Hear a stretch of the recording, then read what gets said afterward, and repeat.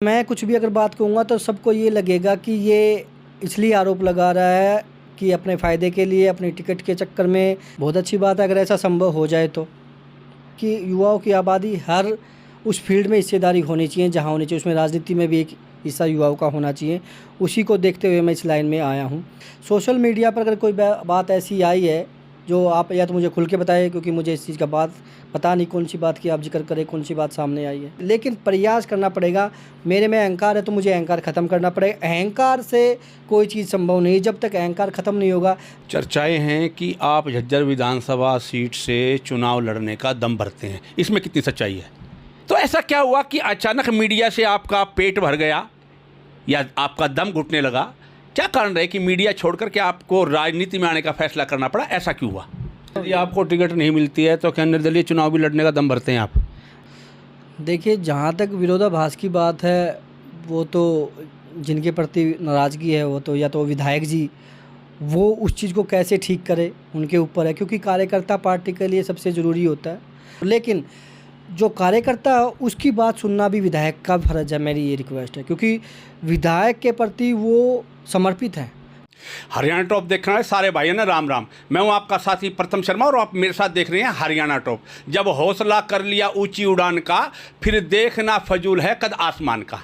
बुलंद हौसले के साथ राजनीति में उतरने वाले इस ऐसी शख्सियत से मैं आज आपको रूबरू कराने जा रहा हूं, जिन्होंने जिला पार्षद का पहले चुनाव लड़ा और जिला पार्षद का चुनाव लड़ने के बाद उसमें अच्छे वोट हासिल किए और फिर मन में इच्छा पैदा हुई जन सेवा करने की और जन सेवा करने के लिए राजनीति में कदम रखा। मैं बात कर रहा हूं संजीत कबलाना जी की। संजीत कबलाना जी, आपका हरियाणा टॉप में स्वागत है।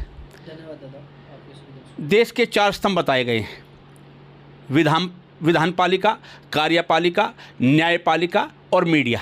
मीडिया में आपने खूब हाथ आजमाया, तो ऐसा क्या हुआ कि अचानक मीडिया से आपका पेट भर गया या आपका दम घुटने लगा? क्या कारण रहे कि मीडिया छोड़कर के आपको राजनीति में आने का फैसला करना पड़ा? ऐसा क्यों हुआ? देखिए, सबसे पहले तो आपका धन्यवाद। और आज संत कबीर जी का जन्मोत्सव है, प्रकट दिवस है, तो सभी को उसकी बधाई भी। जहाँ तक आपका सवाल है दादा मीडिया का, तो आप भली बात ही अच्छे से जानते हैं।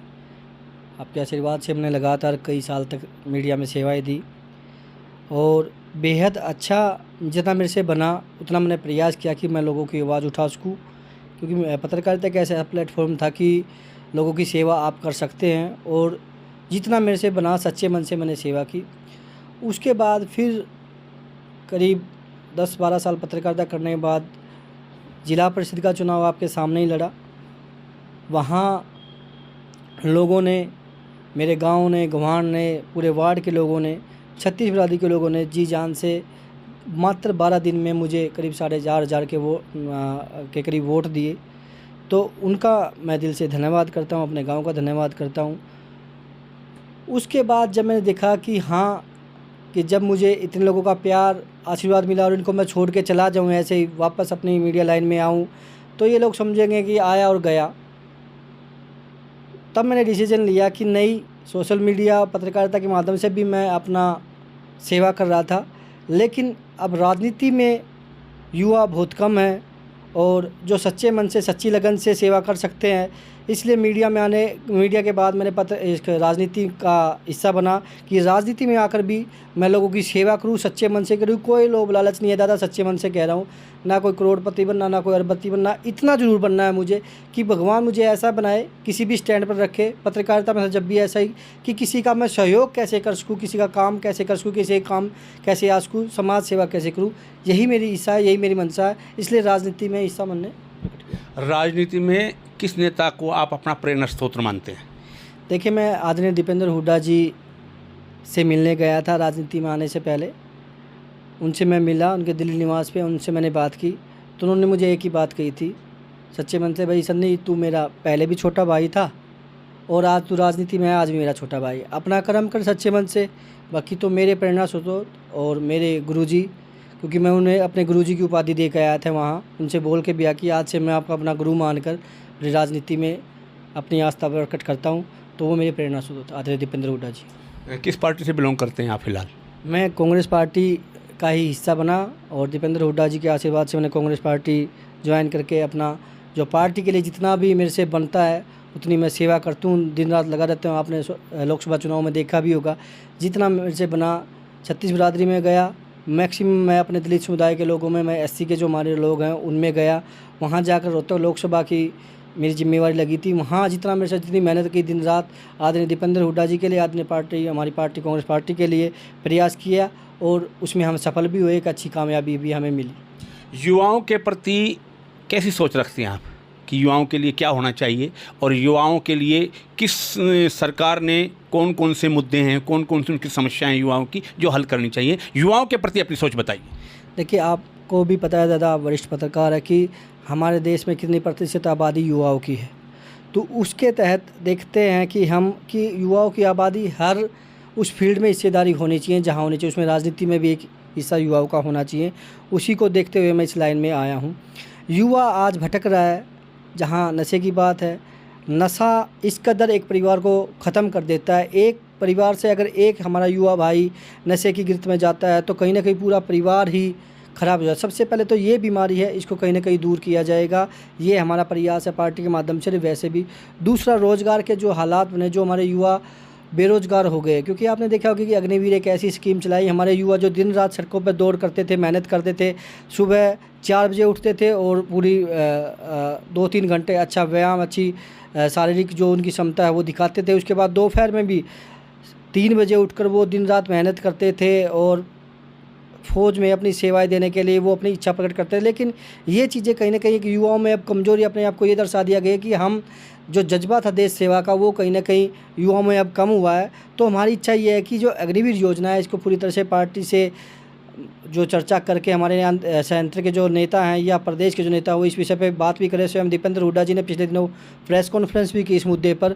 तो वो भी स्वयं इस विषय पे लगे हुए हैं। तो हमारा सबका मिलकर यही मोटो है कि इस मुहिम को, इस देशभक्ति की जो जज्बा था युवाओं में वो कहीं ना कहीं जगाया जाए। दोबारा से अग्निवीर वही चीज़ें जो पहले स्थापित होती थी वही लागू की, ताकि युवा भटके ना, देश सेवा के प्रति समर्पित हो, यही हमारी इच्छा है। चर्चाएं हैं कि आप झज्जर विधानसभा सीट से चुनाव लड़ने का दम भरते हैं, इसमें कितनी सच्चाई है? देखिए, जहाँ तक सच्चाई की बात है और चुनाव लड़ने की बात, दादा मैं कांग्रेस पार्टी का एक छोटा सा वर्कर हूँ और आदरणीय दीपेंद्र जी हुड्डा जी के आशीर्वाद से पार्टी में मैंने आस्था व्यक्त की। पहले मेरा परिवार सबको पता है, पूरे गांव गवांड को, कि हम पूरी तरह से कांग्रेसी थे, हैं और रहेंगे।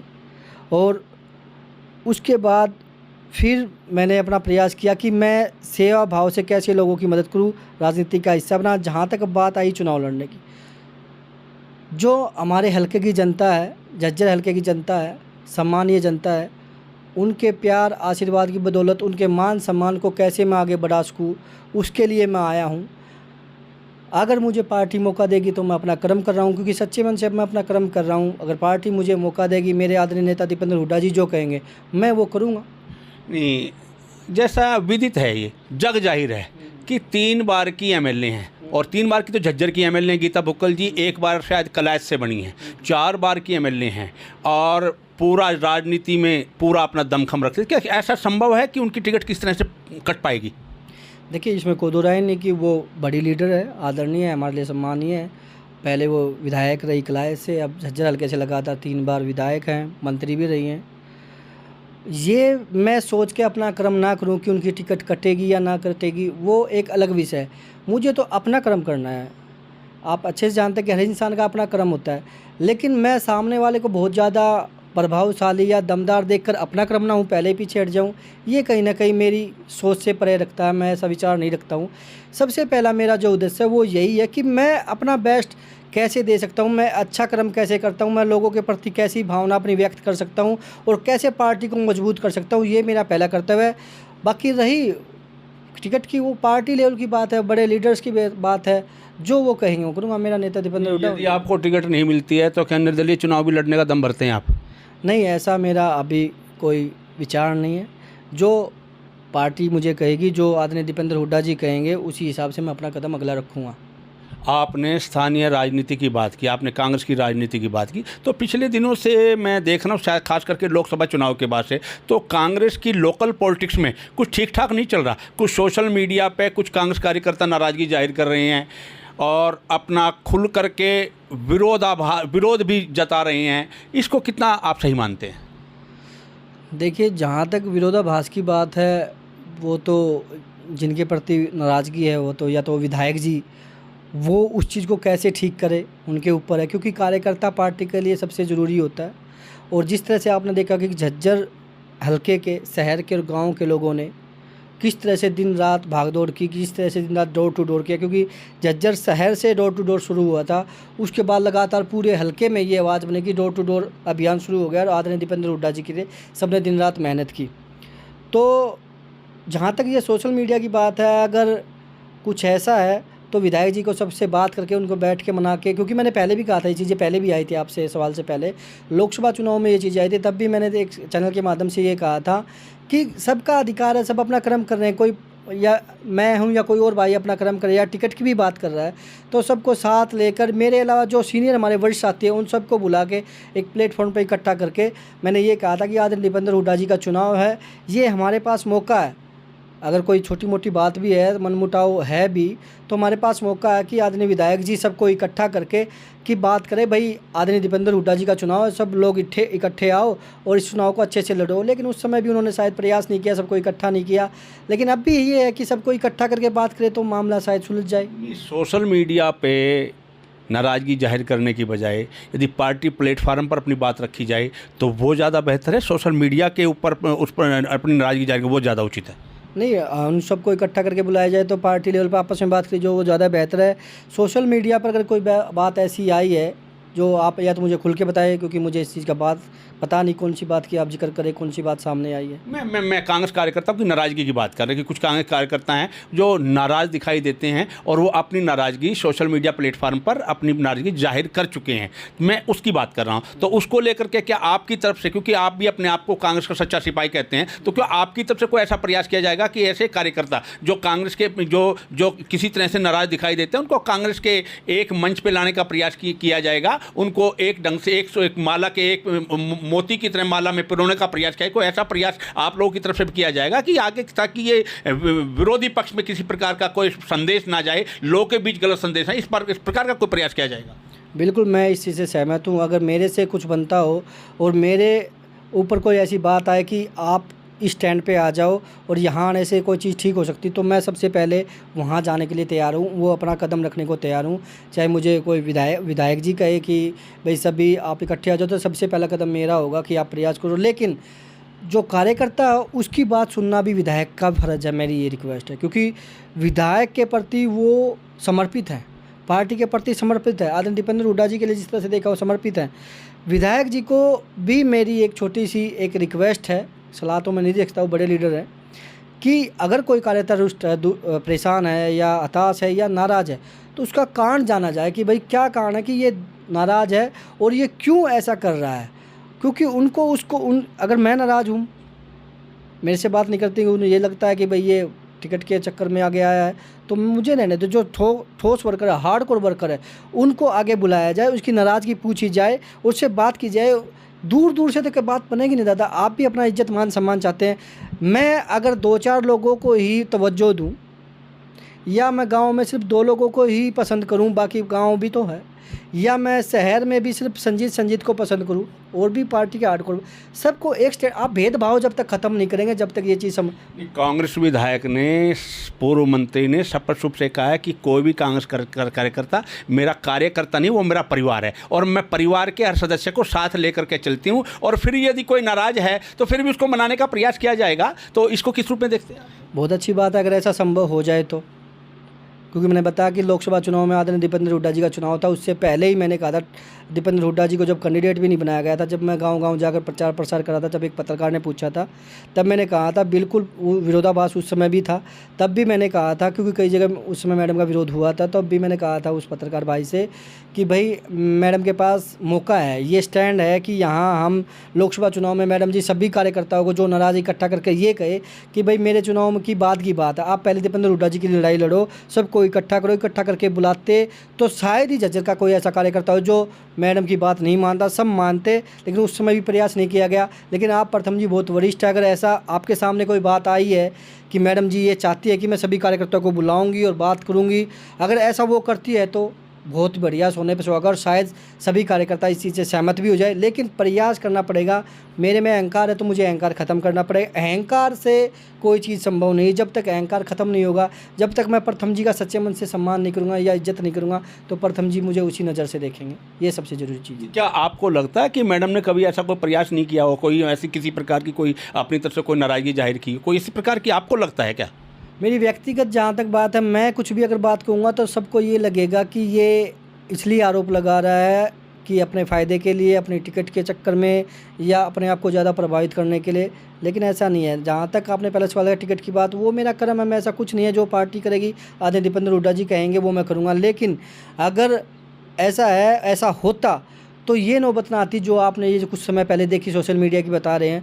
अभी भी ये चीज़ें संभव हो सकती है अगर प्रयास किया जाए। चुनाव में अभी 2-2.5-3 महीने बचे हैं। प्रयास किया जाए सच्चे मन से, सबको समान तरीके से एक नज़र से देखा जाए। प्रथम जी में और संजीत में भेदभाव ना समझा जाए। हमारे भाई कैमरामैन में, हम में भेदभाव, सबको एक नज़र से, एक टेबल पे बिठाकर एक जगह एक मीटिंग की जाए तो हर चीज़ संभव है, हो सकता है अगर सच्चे मन से प्रयास हो तो। ये थे स्थानीय कांग्रेस के युवा नेता संजीत खन्ना जी, जिन्होंने अपने बात रखते हुए स्पष्ट रूप से कहा कि मैं राजनीति में आया हूँ, मेरा जो अपना जो सिस्टम है वो केवल कर्म करने का है। टिकट देना ना देना वो अलग मैटर है, लेकिन मेरे नेता दीपेंद्र हुड्डा जी हैं, भूपेंद्र हुड्डा जी हैं, वो जो कहेंगे मैं उस हिसाब से करूँगा। लेकिन उन्होंने स्पष्ट रूप से कहा कि यदि पार्टी जिस भी उम्मीदवार का फैसला करती है मैं उनके साथ तन मन धन से लगूंगा। और सोशल मीडिया पर जो कांग्रेस कार्यकर्ताओं की नाराजगी, उन्होंने खुल करके अपनी बात रखते हुए कहा कि इस पर काम होना चाहिए, सभी को एक सूत्र में पिरो करके, सभी को परिवार का सदस्य मानते हुए, सभी को एक साथ लेकर के चलना चाहिए। झज्जर से हरियाणा टॉप के लिए प्रथम शर्मा।